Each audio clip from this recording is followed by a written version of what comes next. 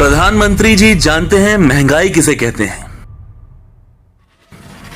जब एक माँ अपने बच्चे के लिए भरपेट दूध नहीं खरीद पाती, जब महंगी दवाइयों से परेशान गरीब अपनी जिंदगी को कोसने लगता है, जब खून पसीना बहाकर खेती करने वाले किसान की लागत भी नहीं निकलती, जब मजदूर की दिहाड़ी उसके परिवार का पेट नहीं भर पाती, जब पाई पाई जोड़कर एक आम इंसान अपने परिवार की खुशियां नहीं खरीद पाता।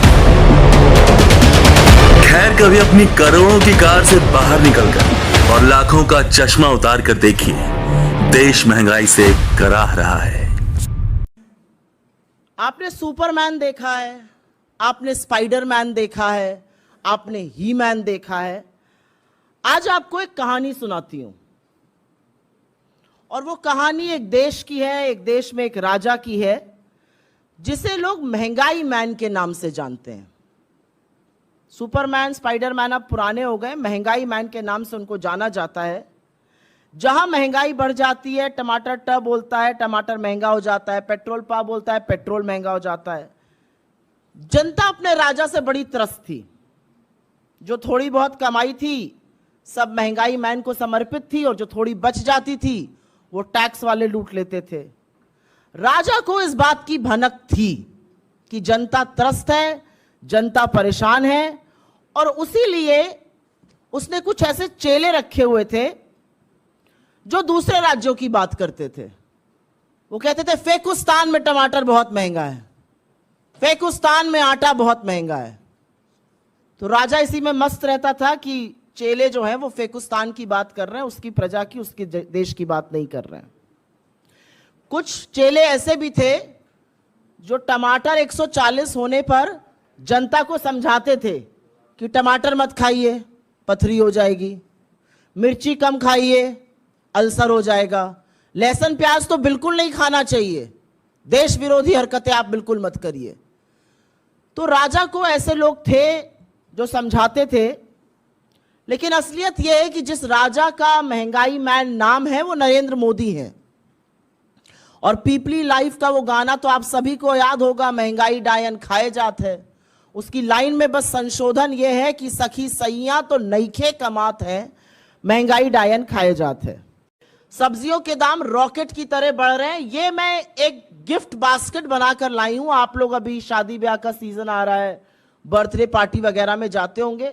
ये बहुत अच्छा गिफ्टिंग ऑप्शन है। इसमें 1 किलो टमाटर है, 1 किलो अदरक है, 1 किलो हरा मिर्च है, 1 किलो लहसुन है। टोटल लगभग 1070 रुपए का सामान है इस बास्केट में। तो अन्यथा पैसे मत खर्चा करिए, ये सब चीजें दिया करिए। लोग इसकी बड़ी कीमत पहचानते और जानते हैं। आज असलियत यह है कि इस देश में टमाटर 150 रुपए के करीब बिक रहा है। तो जो लहसुन प्याज नहीं खाते, अब आपको हो सकता है समझ कि हम टमाटर भी नहीं खाते हैं। अदरक ने तो ट्रिपल सेंचुरी लगा दी है। नींबू, मेरा पैसा खत्म हो गया, मुझे नींबू नहीं मिला था। 400 रुपए पार नींबू है। 400 रुपए की वो हरी मिर्च मिल रही है जो कभी हरी धनिया और मिर्च सब्जी वाला फ्री में डाल देता था सब्जी के थैले में। ये 400 रुपए किलो की बिक रही है। ऐसा क्यों हो रहा है? और क्या सरकार को इसका पता नहीं है? सरकार सब जानती है, सरकार को सब कुछ पता है। और नहीं, ये सिर्फ बारिश के कारण सीजनल नहीं है। ट्रांसपोर्ट कॉस्ट इतनी महंगी है कि सरकार से संभालने चीजें संभल नहीं रही हैं। पिछले 1 महीने में टमाटर 160 पे है, धनिया 200 की है, अदरक 400 की है, मिर्ची 400 की है, लहसुन 130 का है, परवल 80 का है, अरबी 80 की है, भिंडी 70 की है। और जो मोदी जी महंगाई की मार से बचाने के लिए ये वादा करके सत्ता में आए थे, उन्होंने आंख पर ऐसी पट्टी बांधी कि पिछले 9 साल से खुली नहीं है।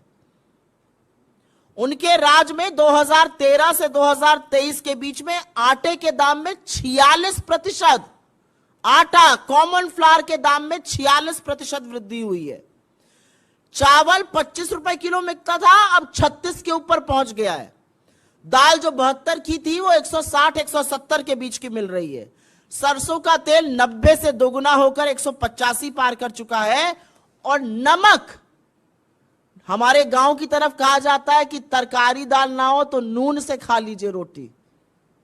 तो वाकई में जो लोग मोदी जी को लाए थे और ये वादा किया था कि नमक रोटी खाएंगे, उनके नमक के लिए भी मजबूर कर दिया है।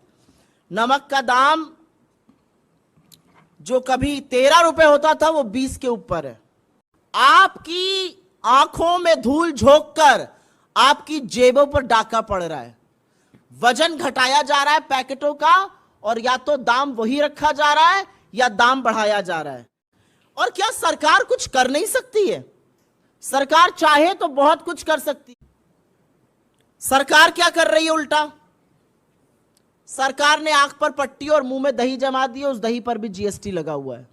सरकार को कोई फर्क नहीं पड़ रहा है। लोग महंगाई से त्रस्त हैं, सरकार को कोई फर्क नहीं पड़ रहा है। सरकार चाहे तो अभी इसी वक्त बड़ी राहत ला सकती है।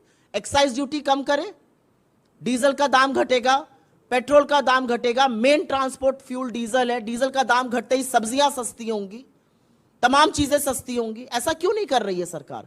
सरकार क्योंकि मुनाफाखोरी में लगी हुई है। वो आपको रूस और रशिया का युद्ध, रूस और यूक्रेन का युद्ध बताएंगे। अरे प्रभु, आपके पूरे कार्यकाल में कच्चे तेल का औसतन दाम $65 प्रति बैरल रहा है, लेकिन क्या आपके पेट्रोल और डीजल का दाम कम हुआ है? क्या आपकी रसोई गैस का दाम कम हुआ? और जैसे घाव पे नमक रगड़ने का काम किया जाता, आज सवेरे कमर्शियल गैस सिलेंडर का दाम 7 रुपए बढ़ा दिया गया। क्यों बढ़ाया गया? अब आप जाइए होटल तो आपको जो 10 रुपए की थाली मिलती थी वो 12 की मिलेगी। क्यों है ऐसा? पे आ गए, लेकिन हमारे और आपके दामों में कमी नहीं हुई है। हमारा अपना मानना है कि क्योंकि यह सरकार पूंजीपतियों पर इतनी फोकस्ड है, इसको धरातल से मतलब ही नहीं है। बेरोजगारी बढ़ रही है, मेनू की। महंगाई बढ़ रही है, जी हम तो लहसुन प्याज टमाटर लहसुन अदरक हरी मिर्च कुछ नहीं खाते हैं। दाम घट रहे हैं हमारी बला से। तो इस मंच से हम सरकार से कुछ मांगे करते हैं, क्योंकि वाकई में पानी अब सर के ऊपर चला गया है। लोग त्राहिमाम कर रहे हैं और महंगाई मैन मोदी मौन नहीं रह सकते हैं। सरकार तुरंत चीजों के दामों के नियंत्रण के लिए ठोस और मजबूत कदम उठाए। इस देश में चावल और दाल का दाम नहीं बढ़ सकता है। सब्जियों के बढ़ते दाम डीजल के कम होते ही कम होंगे, इसलिए उस पर कदम उठाया जाए। एक्साइज ड्यूटी कम करी जाए, टैक्स वसूली बंद कीजिए, लोगों को राहत दीजिए, मुनाफाखोरी बंद कीजिए। आटा और दही जैसी चीजों पर फिलहाल के लिए जीएसटी तुरंत हटा देना चाहिए, क्योंकि महंगाई बहुत प्रताड़ित कर रही है लोगों को। और जो सबसे ज्यादा महंगाई से प्रभावित लोग हैं, उनके लिए जरूर सरकार पुख्ता कदम उठाए। जैसे कि हमारी सरकारें कुछ राज्यों में फंड ट्रांसफर करती हैं, वो करे, जिससे कि लोगों को राहत मिले। और ये हमारे लिए हंसी मजाक का या ये हमारे लिए एक जोक का जरिया नहीं है। हम समझते हैं कि ये लोगों की जिंदगी में कहर बरप रहा है और उसका प्रतिबिंब है ये। ऐसी कोई चीज आज रसोई की नहीं है जिसके दाम में आग नहीं लगी है, लेकिन सरकार को कोई फर्क नहीं पड़ रहा है और ये कतई स्वीकार्य नहीं।